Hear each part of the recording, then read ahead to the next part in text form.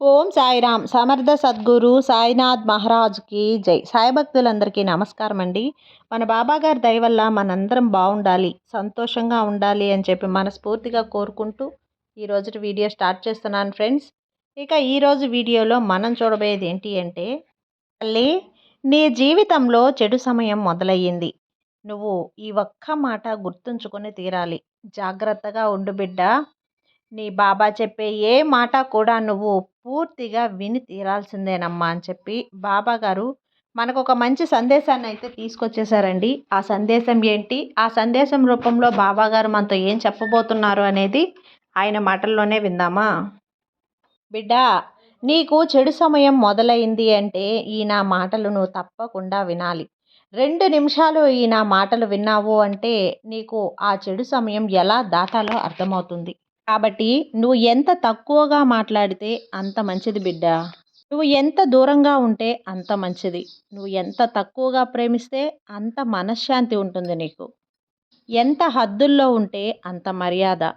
ఎంత నిగ్రహంగా ఉంటే అంత అగ్రస్థానం పొందుతావు. ఎంత తక్కువగా ఆశిస్తే అంత ప్రశాంతంగా ఉంటావు. కాదంటావా చెప్పు తల్లి.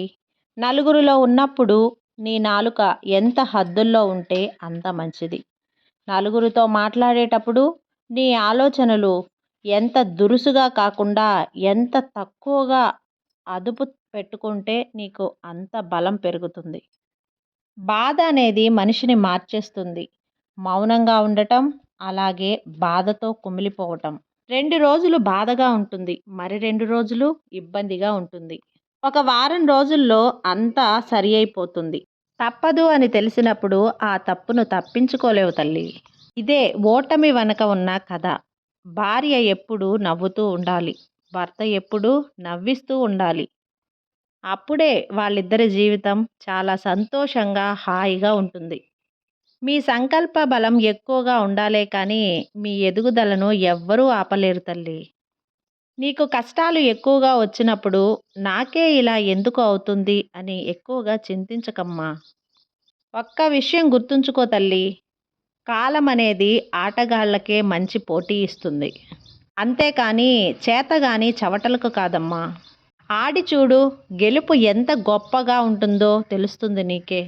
గమ్యం లేకుండా ఎప్పుడూ ప్రయాణం చేయకు, అలాగే ప్రయాణించాక గమ్యాన్ని ఎప్పుడూ మర్చిపోవద్దు. హద్దులు ఎప్పుడూ దాటవద్దు. లేని హద్దుని నీ చుట్టూ నువ్వు నిర్మించుకొని ఆ హద్దుని ఎప్పటికీ దాటలేమో అనే భ్రమలో బతకడం మాత్రం చాలా తప్పు. ఇతరుల కష్టాలను తీర్చే స్తోమత నీకు లేకున్నా ఇతరుల కష్టాలకు ఓదార్పునిచ్చే మాటలు చెప్పే మంచి మనసు నీకుందమ్మా. కష్టంలో ఉన్న ప్రతి ఒక్కరికి నువ్వే భగవంతుడివి అవుతావు. జీవితం, కాలం ఈ ప్రపంచంలోని ఈ 2 గొప్ప గురువులు తల్లి. కాలాన్ని ఎలా ఉపయోగించుకోవాలి అన్నది ఈ జీవితమే మనకు నేర్పిస్తుంది. జీవితం ఎంత విలువైనదో ఈ కాలమే మనకు తెలియజేస్తుంది. అవసరం ఉన్నప్పుడే ఈ మనుషులు మనల్ని పలకరిస్తాను అని చెప్పి నువ్వు ఎప్పుడూ బాధపడకు. వాళ్ళు చీకటి అనే బాధలో ఉన్నప్పుడు నువ్వు ఒక వెలుతురులా వాళ్ళకి గుర్తొస్తావని ఆనందపడు. ధైర్యం అంటే అందరూ నీకు తోడుగా ఉన్నారని అర్థం కాదు. ఎవరు లేకపోయినా సరే నాకు నేనే ఉన్నాను అని చెప్పి గర్వంగా నువ్వు ధైర్యం చెప్పుకోవటమే ధైర్యం తల్లి. వయసులో ఉన్నప్పుడు అందరి ముందు నిలబడడానికే సిగ్గుపడితే వయసు పైబడ్డాక అందరి ముందు జీవించడానికే బాధపడాల్సి వస్తుంది. లక్షలు ఉన్నవాళ్ళని కాదు, లక్షణాలు ఉన్న వాళ్ళని సంపాదించుకో. లక్షల డబ్బు ఉన్న వాళ్ళని సంపాదించుకోవడం చాలా సులభం.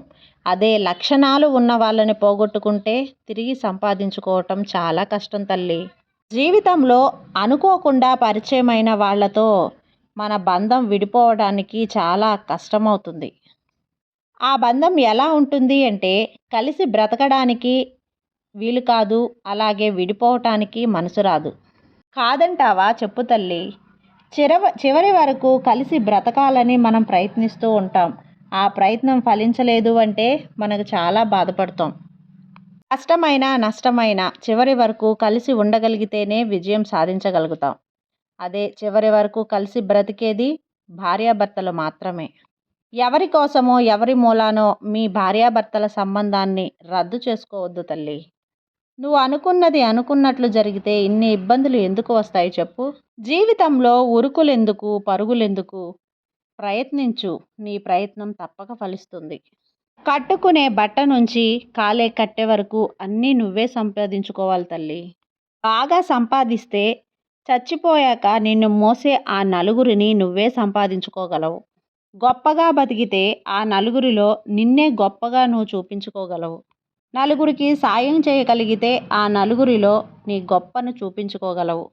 నీకు నచ్చిన పని కోసం నడిరాత్రిలో కూడా సాధన చేస్తే నువ్వు అనుకున్నది ఎప్పటికైనా సాధించగలుగుతావు.